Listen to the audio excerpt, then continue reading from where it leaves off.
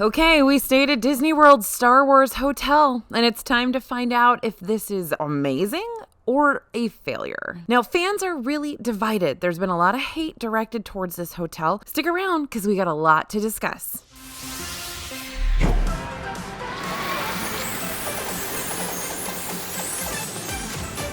Hey everybody, it's AJ for Disney Food Blogs. Time to weigh in on what makes this Star Wars hotel so contentious among fans, so outrageous to Disney outsiders looking at that $6,000 price tag, and so alluring for the folks who've already booked their outer space vacations. We're gonna find out why Disney went all in on an experience that seemingly puts only the wealthiest guests inside a windowless bunker for 2 full days, surrounded by aliens, possibly questionable food choices, and endless decisions to live out their own epic Star Wars story. Let's real quick talk about spoilers. We are going to try to avoid specific storyline spoilers, but with us showing you what it's like on the Star Cruiser, you can probably infer some things, so be warned. And also, here's the disclosure that we attended this as part of a media event, meaning Disney invited us to do this experience. We're going to go back next week for the first cruise that we are fully paying for, and we look forward to seeing if there are any differences there. Now, to see how this ambitious idea turned into a maelstrom of controversy on the internet, we need to start by figuring out exactly what's going on.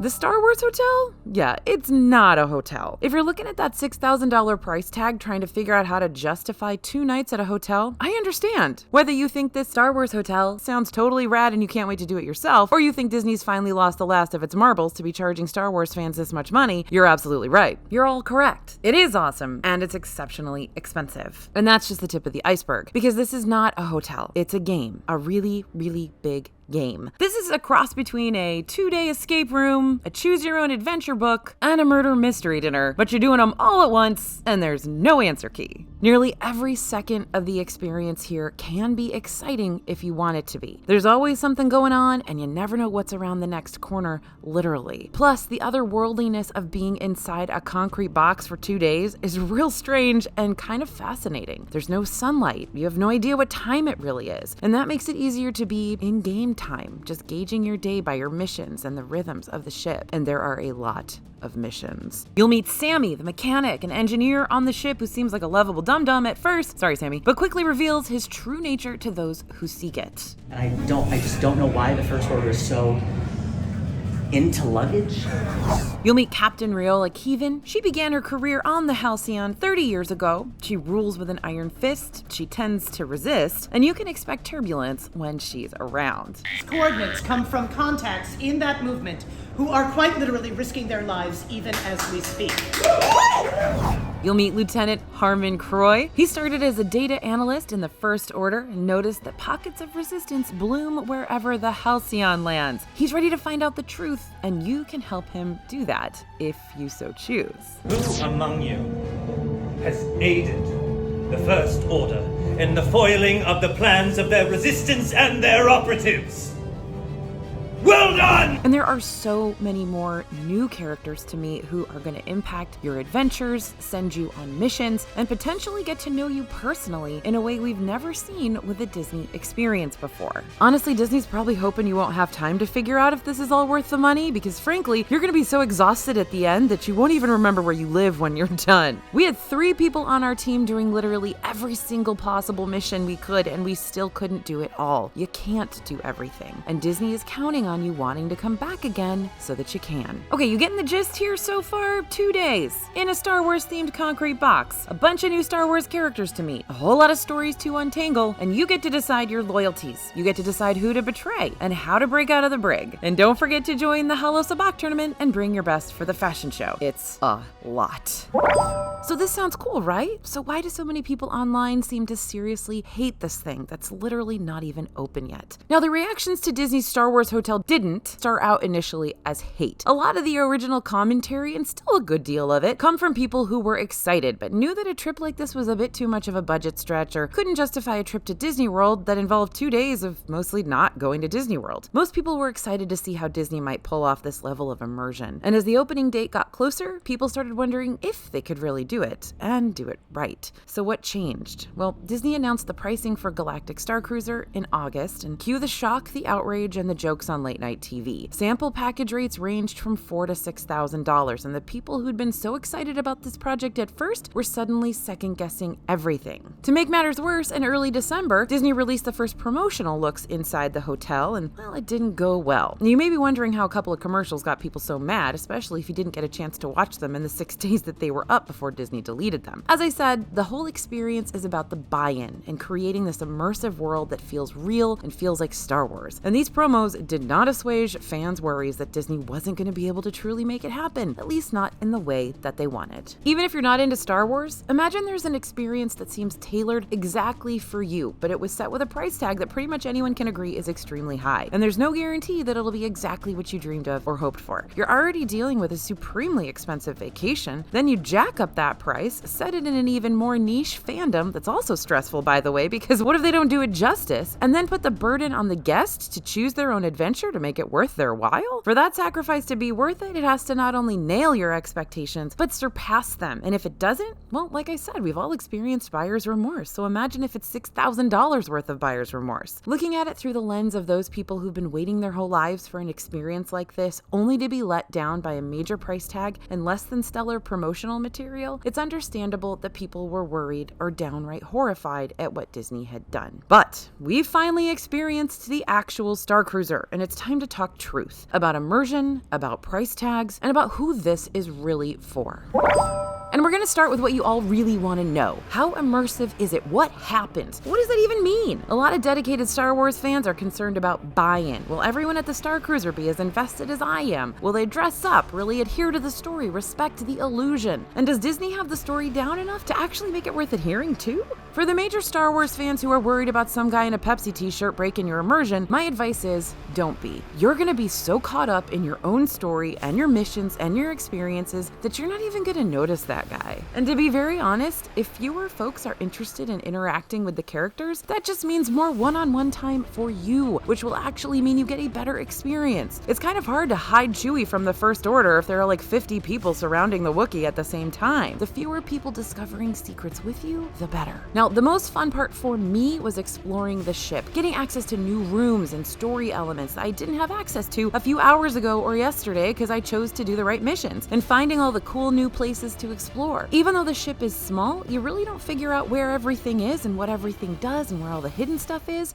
until the end, if you do at all. Now let's talk datapad, because this is the key tool you'll use to play the game. This is, shockingly, your phone, loaded with the Play Disney Parks app. You use your datapad to receive and respond to missions, and this is how Disney knows where your loyalties lie, the Resistance or First Order. Now those of you who have used a datapad via the Play Disney Parks app in Galaxy's Edge, Disney's Star Wars themed land in its parks, are probably wondering how similar the experience is to doing missions on the Star Cruiser. I don't know about you, but when I first used the datapad on Galaxy's Edge way back when the land opened in 2019, I thought it was kind of fun for like 4 minutes, and then it got super boring and I went to buy a carrot cake cookie. Well, things are different with the Star Cruiser's datapad game. The missions are being done for real characters who you can actually interact with on the ship, and the things you're finding aren't just pre-programmed and always the same. They're affected by the changing show elements just about every minute of the day. So if Rey has boarded the ship and you have to find SK the droid and get him to her, your experience is going to be different with your Resistance missions than someone who earlier in the day was trying to hide SK the droid from the First Order before we even knew Rey was coming into the ship. Totally makes sense, right? Okay, sometimes you're collaborating with a 4-year-old to shut down the power systems on the ship to stifle the Resistance escape plan. Sometimes you're joining forces with Jan and Barry from Pasadena to break Chewie out of jail, so the experience doesn't feel stale and pedestrian the way it sometimes can, and by that I mean always does, on Galaxy's Edge. Now, does Disney really do it? Do you believe that you're actually in Star Wars? That's a question we got a lot before we went on the Star Cruiser. This experience does a great job of making clear you are in a new culture with new rules, laws, and expectations. The show elements of riding the transport and being greeted by crew members who take you to your room while explaining the new terminology sets those expectations, and you're brought into the story from the very beginning through the show itself, as well as asides from crew and characters. A stormtrooper helped me cheat at Hollow Sabacc, and that's how I knew I was clearly First Order. And yes, the crew is the story, my friends. Those cast members are the ones who are courageously holding up that illusion flawlessly 24 hours a day. Even with a bunch of jaded media reps on the ship, they were able to draw us all into the story, learn our names, remember what we like to eat, if we're any good at Hollow Sabacc, and whether we've been seen doing a particular mission, and they never ever break character. It was breathtaking. But I interviewed a few friends who dedicate their lives to Star Wars, including making their livelihoods from it, to see what they thought about the immersion factor. Because I don't want you to base your whole experience on how I felt. And unanimously, the answer was yes. They felt that Disney had nailed the immersion, which honestly surprised me that they'd say that, because I know that these guys live and breathe Star Wars. There was only one time that I felt the illusion break down, and it was due to a little issue in lightsaber training, but it felt jarring to me because the rest of the experience was so authentic and real, which is surprising for a skeptic like me. But the interesting part for me is that the setting is really only a small part of the experience. The Star Cruiser is, in truth, a giant interactive game with a Star Wars overlay. You could literally drop this template into any other good versus bad storyline and have it work. What makes it fun is the interactive elements. Doing missions with Jan and Barry from Pasadena, playing Hollow Sabacc with our new friend Landon, discovering the secret door that's hidden on Deck 4. Yeah? Told you I'd give you a little something. So people who don't know the first thing about Star Wars but like escape rooms or video games, they're gonna love this. Bridge Training is basically a giant video game and an escape room, and you're on a starship. It's super cool. But if you love Star Wars but don't like games or don't want to participate in this at all, you might not feel like you're getting your money's worth. It's easy to get sucked into the game, but you have to love the game and be at least mildly interested and invested in the story to make it worth your while.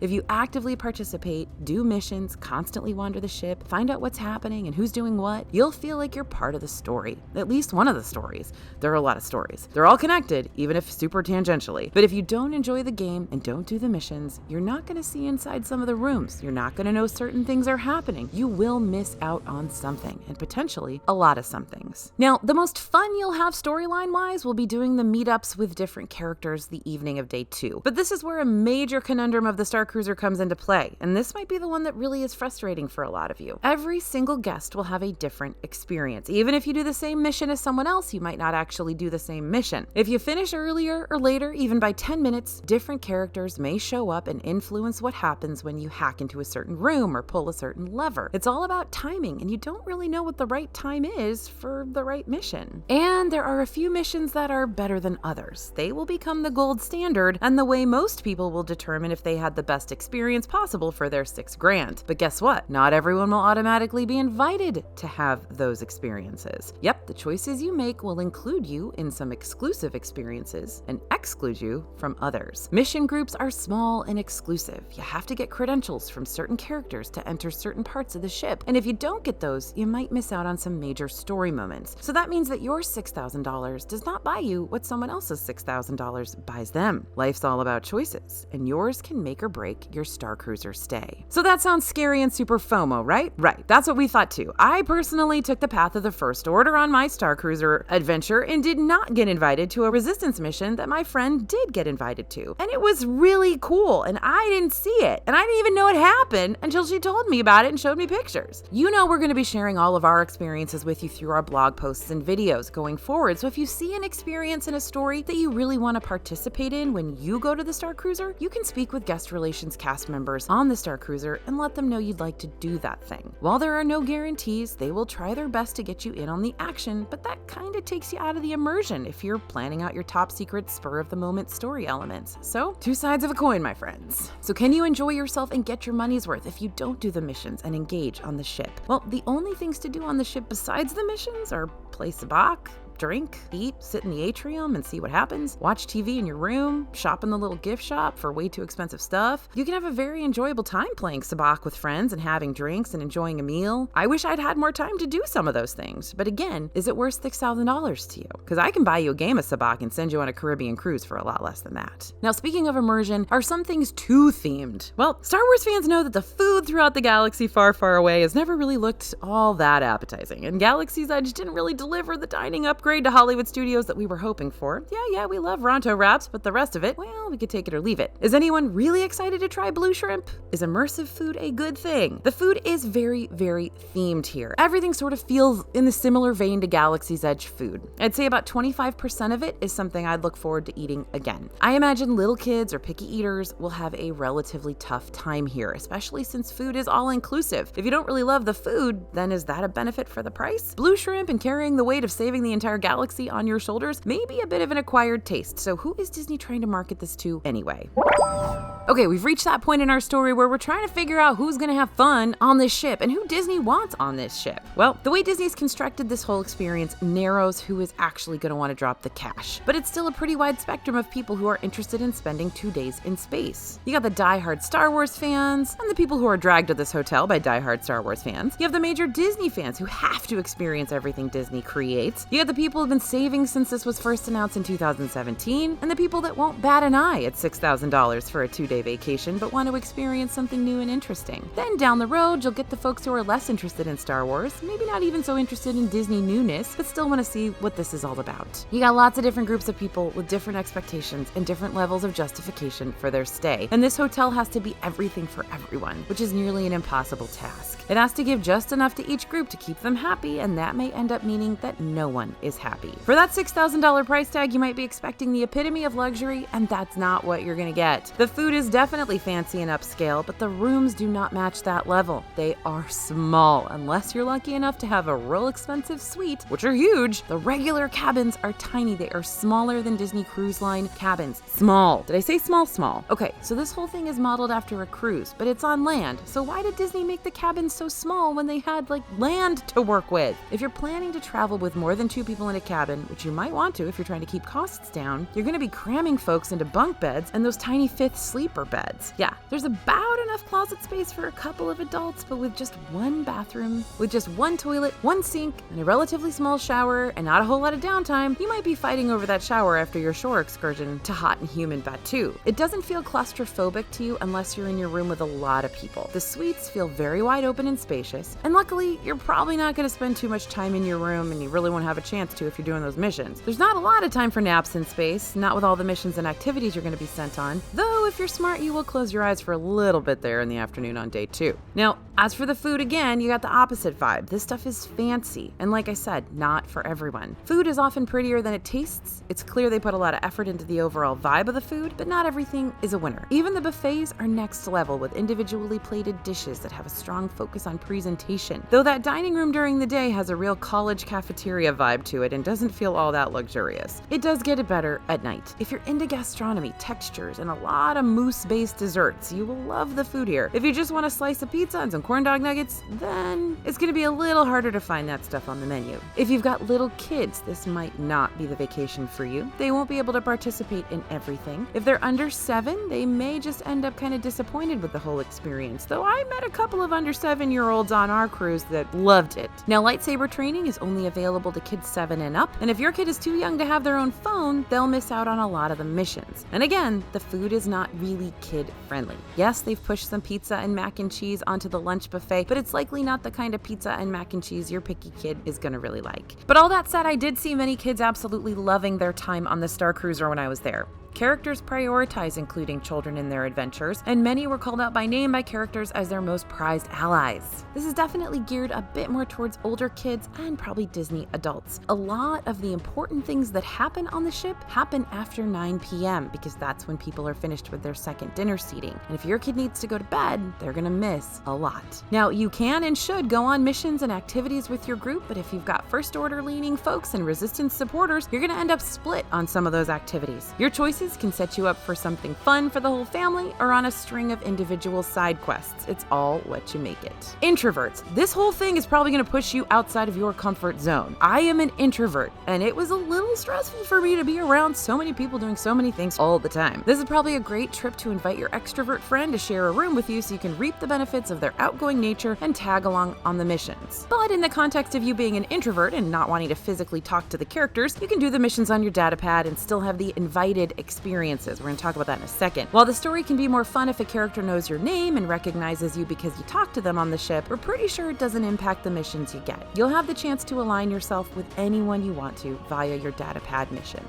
And honestly, now this is a tip for everyone, not just the introverts. It's kind of the same situation as the Disney World trip that you're spending $1 zillion for. If you try to do everything, you will burn out. So you actually should give yourself an hour or two in the afternoon of day 2 to chill and take a nap, relax a bit. The good news is that the characters characters don't start doing any on-ship shenanigans that you can participate with until late afternoon. You can do missions that you get on your datapad during that time if you want, but you can also rest and relax a bit. So who's this for? Let's recap. Star Wars fans? Yep. Gamers and escape room fans? Heck yes. Families with little kids? Maybe. Introverts? Maybe, but you'll need the time to decompress. But if you're an extrovert, it's definitely for you. And we'll have an FAQ video coming up next week that will speak to other questions like those from people with special dietary needs, those who are differently abled or have service animals, and more. So stay tuned.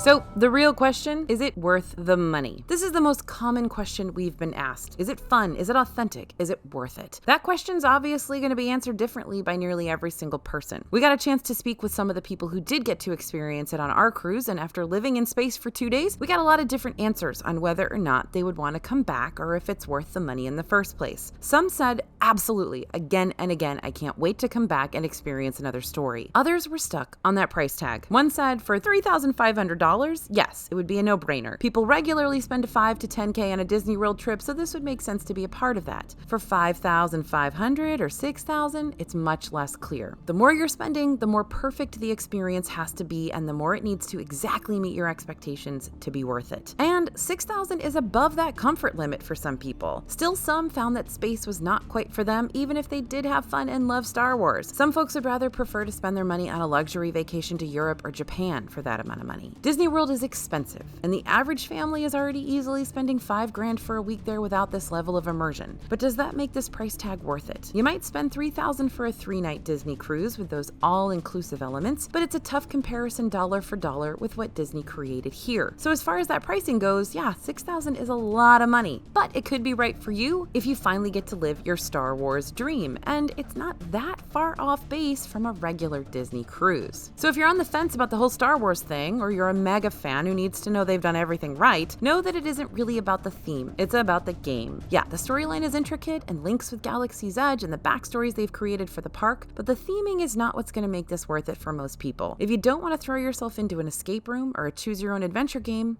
it's hard to make this experience worth it for you.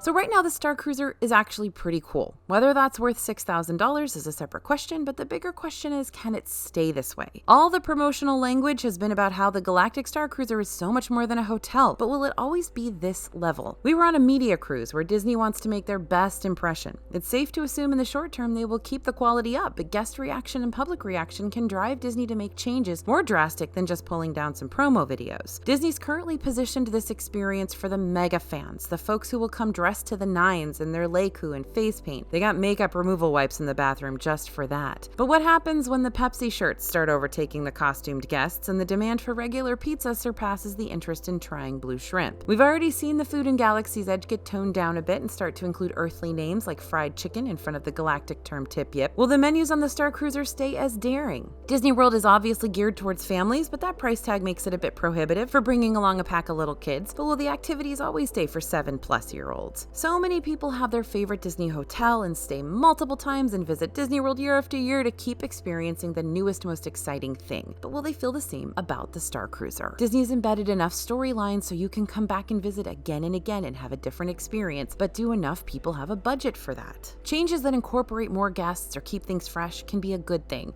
but will Disney make those changes or opt for easier changes that make the Star Wars hotel seem more broadly appealing while losing the ingenuity that made it so unique in the first place? There's only room for about 60,000 or 70,000 guests to stay on the Star Cruiser every year. Definitely not a very high threshold for Disney to reach, but what might they need to change to keep people interested? Disney needs to keep positioning it so that it's appealing to the people who are particularly passionate about the idea, which will mean continuing to deliver a high-quality experience.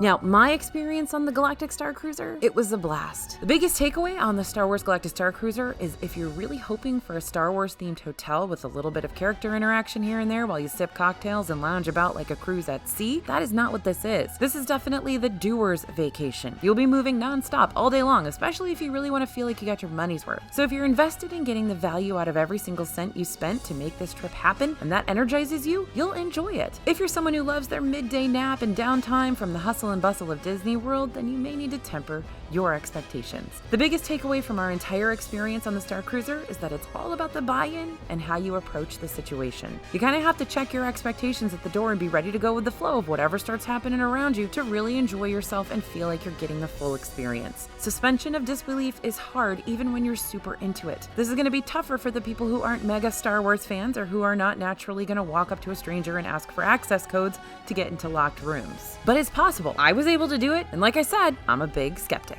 But I will say there is a template here that could reimagine what vacations are for people in the future. While there may be some imbalances for some, others will find this to be their dream experience. Lots of opportunity for Disney to explore an entirely new dimension of bringing fans together with their fandoms. Maybe someone will make an Antiques Roadshow immersive experience for me someday. We will see. But for now, I hope I've given you enough background and enough detail and enough true experience to help you see the truth about the Star Wars Galactic Star Cruiser in Walt Disney World. Thanks for listening, everyone, and thanks for watching. As always, this is AJ for Disney Food Blog, and we'll see you real soon.